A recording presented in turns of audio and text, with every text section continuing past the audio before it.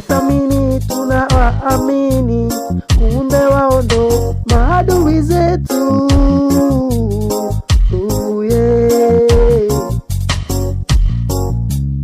Waliwafanya babu zetu watumwa, ndo chanzo cha sisi kugombana wenyewe kwa wenyewe. Wanatengeneza magonjwa, wanayatesti Afrika,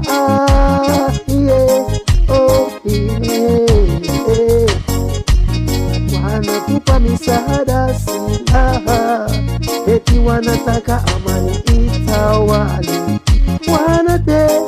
Wanatengeneza magonjwa, walitengeneza korona ili waipige Afrika kiuchumi. Uzazi wa mpango kwa kina mama, hizo ni mbinu zao.